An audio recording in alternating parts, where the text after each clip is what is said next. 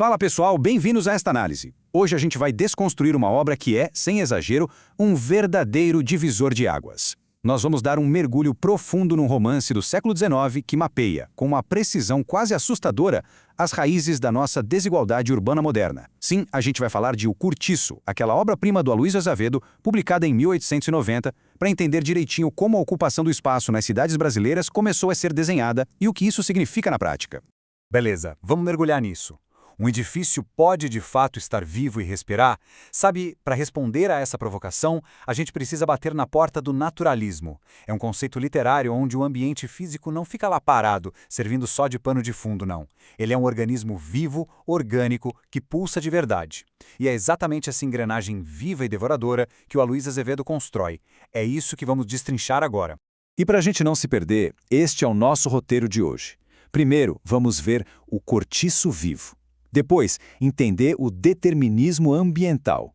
Aí a gente passa para o capitalismo e exploração, entra na questão de raça e exclusão urbana e, por fim, conecta tudo isso com os ecos nas cidades atuais. Então, parte 1. O cortiço vivo, um microcosmo do Brasil. Logo de cara, é fundamental a gente perceber como o próprio espaço físico age como um organismo vivo. Sabe, um organismo que sua e literalmente consome as pessoas. A narrativa descreve o lugar como uma verdadeira colmeia humana, fervilhando de gente. E não era só uma questão de faltar saneamento. Pensa só, dezenas de pessoas disputando a mesma bica de água, aquele esgoto a céu aberto se misturando com a lama das lavadeiras. O autor joga a luz nesse ambiente superlotado e insalubre de propósito, justamente para escancarar a exclusão social brutal que rolou junto com o crescimento urbano do país.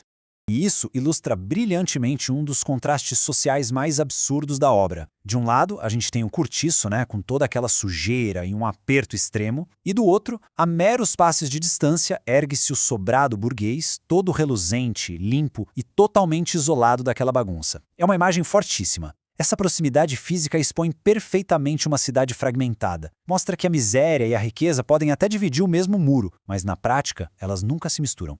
O que nos leva à parte 2. Determinismo ambiental. Como o ambiente molda o caráter. Aqui a gente entra na teoria literária que amarra toda a história. Dentro dessa escola do naturalismo, o determinismo ambiental é a regra de ouro. É a ideia de que o ambiente físico e social limita e molda fortemente o caráter da pessoa. O meio exterior é implacável, ele age de fora para dentro. Então a sujeira, a falta de espaço, tudo isso acaba ditando as ações das pessoas, influenciando os desejos delas e deturpando noções de moralidade. Entender que o cenário é quem puxa as cordinhas do comportamento humano é essencial para destravar toda a análise econômica e social desse livro. E olha como essa armadilha funciona no dia a dia. É tipo uma reação em cadeia implacável. Passo 1. Aquele ambiente totalmente precário, sem infraestrutura nenhuma, condiciona a pessoa quase que imediatamente. Passo 2. Isso faz com que os desejos e a própria moralidade fiquem severamente limitados. Os valores perdem espaço para a pura e simples luta pela sobrevivência animal. E o passo 3. O resultado inevitável de tudo isso, os ciclos de pobreza vão se perpetuando indefinidamente.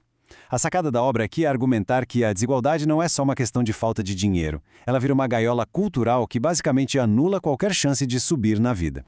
Vamos para a parte 3, capitalismo e exploração, a ascensão de João Romão. Vamos avançar para ver como isso se constrói do ponto de vista econômico e histórico. Antes de 1888, a economia do Brasil era, como a gente sabe, calcada na escravidão. E aí, pasmem, em apenas 2 anos, em 1890, sai a publicação de O Cortiço. O livro captura exatamente esse momento de choque na transição do país, que mergulha de cabeça no modelo capitalista extremamente agressivo. Já no final do século XIX, a habitação urbana já tinha virado uma ferramenta intensiva de lucro para pouca gente. O texto original usa a figura do João Romão, que é o dono do cortiço, como a personificação perfeita desse novo sistema. E a análise mostra de forma clara e imparcial como a riqueza de uma pequena elite estava sendo erguida literalmente sobre o trabalho exaustivo da parte mais pobre e vulnerável da população. A moradia deixa de ser um abrigo e passa a ser uma verdadeira máquina de exploração. O que demonstra que essa desigualdade no espaço urbano não foi um acidente de percurso. Na real, foi o alicerce estrutural desse novo modelo de cidade. Parte 4. Raça e exclusão urbana. A demografia da colmeia.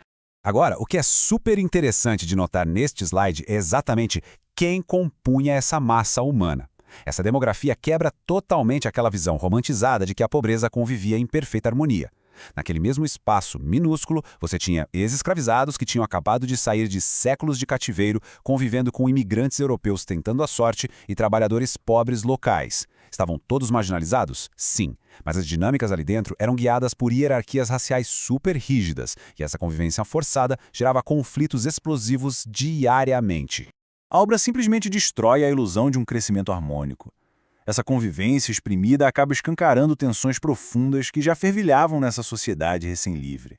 E é por isso que o livro funciona tão bem como denúncia, documentando sem nenhum filtro que a tal expansão urbana e o progresso foram de fato maquinados para excluir sistematicamente as minorias. Fica evidente que o preconceito não foi uma consequência do ambiente, mas foi o cimento usado para construir as bases da cidade urbana no Brasil.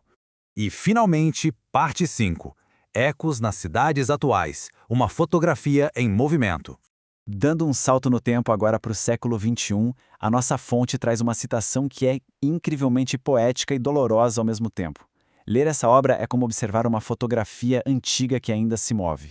E isso resume o porquê de Aloysio Azevedo bater tão forte hoje. As molduras em volta de nós podem até ter mudado, mas a dinâmica dessa fotografia continua desenrolando na nossa frente, nas nossas ruas, sem parar. Então, o ponto crucial aqui é o quão reais são essas semelhanças. A falta de saneamento relatada lá atrás espelha exata e duramente a realidade de várias periferias do Brasil atual. Essa densidade absurda, esse aperto, ainda é o que define muitas favelas modernas. O que o material nos ensina de mais profundo é que as desigualdades centrais permanecem estruturalmente iguais. O conceito de cortiço não ficou preso nas paredes de tijolos do século XIX. Ele virou uma ideia persistente, um mecanismo para empurrar a vulnerabilidade para as margens. E com isso a gente chega à nossa provocação final, para deixar no ar. O crescimento urbano acelerado significa, de fato, progresso para todo mundo? Toda essa análise da obra deixa muito claro que o brilho e a riqueza de uma cidade grande muitas vezes cobram o preço de invisibilizar as mãos de quem a constrói. Fica o convite para olharmos nossas cidades com aquela mesma lente afiada do naturalismo, questionando quem é que realmente ganha com esse espaço urbano. Ter esse olhar crítico é absolutamente essencial para a gente entender o que está rolando à nossa volta.